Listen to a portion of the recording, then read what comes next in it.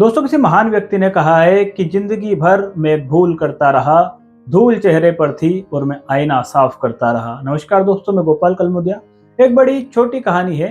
ये कहानी एक लड़की की, इसकी भी नई नई शादी हुई थी और शादी के बाद जब पहली बार वो अपने घर पे आती है तब अपनी माँ से बोलती है कि माँ, मेरी जो सास है वो बड़ी खराब है, बात बात पर मुझको रोका टोकी करती है और हर बार बात बात पे हम दोनों का झगड़ा होता है। वो बहुत ही ज्यादा बुरी है और अब मैं उस घर में दोबारा कभी भी नहीं जाऊंगी। क्यों? क्योंकि मेरी सास से मेरी बिल्कुल भी नहीं बनती है और यदि आपने जबरदस्ती मुझे उस घर में भेजा तो मैं अपनी सास का खून कर दूंगी। मुझे इतना गुस्सा आता है कि बस मैं उन्हें मार ही डालूं, परंतु मैं कानून के आगे मजबूर हूँ। तब जो उसकी माँ होती है उसे समझाती है कि बेटा, अभी तुम्हारी नई नई शादी हुई है, वैवाहिक जीवन में सारे उतार चढ़ाव चलते रहते हैं। शादी के जो शुरू के 2-3 साल है वो एडजस्ट करने पड़ते हैं, इसके बाद में धीरे धीरे सब कुछ ठीक हो जाएगा। परंतु वो जो लड़की थी वो कुछ सुनने के लिए तैयार ही नहीं थी। माँ से जिद पर अड़ गई थी कि माँ, मैं अब उस घर में बिल्कुल भी नहीं जाऊंगी। तब उसकी माँ है उसे बोलती है कि बेटा, तेरी प्रॉब्लम क्या है? तेरी प्रॉब्लम बस तेरी सास है ना, तो मैं तुझे एक जहर की पुड़िया देती हूँ। अब तू एक काम करना, तू अपने घर जा और अपने घर जाकर बढ़िया स्वादिष्ट से पकवान अपनी सासू माँ के लिए बना और इसमें ये पुड़िया में से थोड़ा सा जहर उस पकवान में डाल दे। और बेटा, तुझे काम 6 महीने तक करना है। रोज अच्छे अच्छे व्यंजन बनाने हैं, अच्छे अच्छे पकवान अपनी सासू माँ के लिए बनाने हैं, उन्हें खिलाने हैं और थोड़ा थोड़ा जहर इसमें डालते रहना। इससे क्या होगा कि 6 महीने में तेरी सास जो है मर जाएगी और किसी को तुझ पर शक भी नहीं होगा। बस तुझे करना यह है कि जहर थोड़ा थोड़ा डालना है और रोज अच्छे अच्छे पकवान अपनी सासू माँ के लिए बनानी है, उनकी खूब सारी सेवा करनी है, ताकि जब वो लास्ट में एक्सपायर हो जाए, जब वो खत्म हो जाए, तो परिवार में किसी का भी शक तेरे ऊपर ना जाए। अब जो उसकी बेटी थी बड़ी खुश हो गई, उसको चारा मिल गया था। वो जो पुड़िया लेती है अपने पास में रखती है और अगले दिन अपने ससुराल पहुंच जाती है। जैसा उसकी माँ ने बताया था, अगले दिन वो सुबह एक बढ़िया सा पकवान अपनी सासू माँ के लिए बनाती है, उसमें थोड़ी सा वो पाउडर मिला देती है और अपनी सासू माँ के लिए परोस देती है। अब उसका रोज का यही काम था, वो अपनी सास की खूब सेवा करती है। बात बात पर सासू माँ से पूछती है कि सासू माँ, आज आपके लिए क्या खाने में बना दूं, आज आपके लिए क्या कर दूं। घर का पूरा अपनी सासू, उसका पूरा जो फोकस था बस अपने और अपनी सास पर था।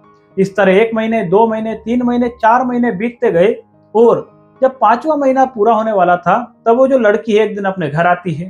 अपने घर आकर अपनी माँ के सामने बैठकर बहुत रोने लगती है और अपनी माँ से बोलती है कि माँ, मुझे कैसे भी करके अब उस जहर का तोड़ बता दे। मैं अपनी सास को मारना नहीं चाहती हूँ, मुझसे बहुत बड़ी भूल हो गई। मेरी जो सास है वो बड़ी अच्छी है, बड़ी शानदार है, मेरा बहुत ख्याल रखती है। अब हमारे लड़ाई झगड़े बिल्कुल भी नहीं होते, वो पूरी तरह से बदल गई है। माँ, अब मैं उन्हें मारना नहीं चाहती हूँ, कुछ भी करके बस जो उस जहर है उसका एंटीडोट मुझे बता दो माँ, मैं क्या करूँ।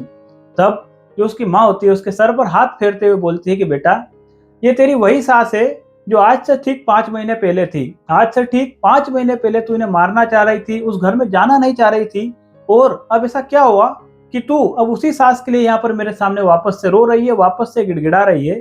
तब वो जो लड़की होती है वो बोलती है कि नहीं माँ, मुझसे बहुत बड़ी गलती हुई, जो मेरी सास है बहुत प्यारी है।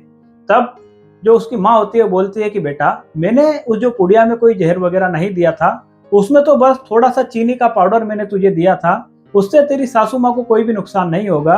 और बेटा, ये तो बस तेरे लिए एक सबक था। तू सोच, 5 और 6 महीने में जब तूने अपनी सासू माँ का ख्याल रखा, अच्छे अच्छे व्यंजन उन्हें बनाकर खिलाए, उनसे तू प्यार से पेश आई, तूने जब अपना रवैया चेंज किया तो तेरी सासू माँ का भी तेरे प्रति जो रवैया था वो ऑटोमेटिक चेंज हो गया। दोस्तों, कहानी को सुनाने का मकसद ये है कि किसी भी व्यक्ति को जब हम देखते हैं, यदि हम व्यक्ति की बुराई देखेंगे तो हमें केवल बुराई नजर आएगी, और यदि हम व्यक्ति की अच्छाई देखना शुरू कर देंगे तो हमें केवल और केवल व्यक्ति की अच्छाइयां नजर आएगी। याद रखिए, खेल सारा नजरिए का है। अपना नजरिया बदलिए, सारी प्रकृति, सारे लोग, अपने आसपास जो भी है, सब बड़े आपको सुंदर नजर आने लगेंगे। तो दोस्तों, इसीलिए किसी महान व्यक्ति ने कहा है कि अपना रवैया बदलिए, जमाना अपने आप बदल जाएगा। दोस्तों, यदि कहानी पसंद आई हो तो चैनल को सब्सक्राइब कीजिएगा, और हाँ, इसी चैनल पर 1 जनवरी 2026 से पूरी लाइफ चेंजिंग की एक सीरीज शुरू होने वाली है, इसलिए इस चैनल को सब्सक्राइब कीजिए और जुड़ जाइए 1 जनवरी 2026 से लाइफ चेंजिंग की पूरी सीरीज के साथ। आज की इस छोटी सी कहानी में इतना ही। कल फिर मिलेंगे एक और किसी कहानी के साथ।